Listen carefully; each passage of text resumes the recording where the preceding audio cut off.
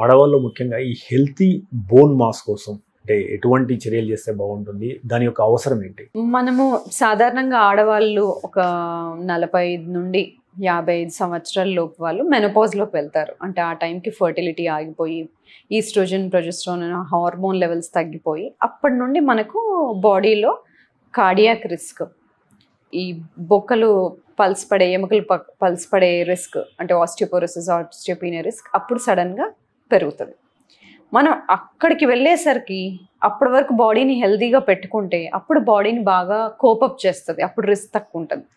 So ఆ risk తగ్గించుకోవాలి అంటే మసిల్ మాస్ స్ట్రెంథన్ చేసుకుంటూ ఉండాలి.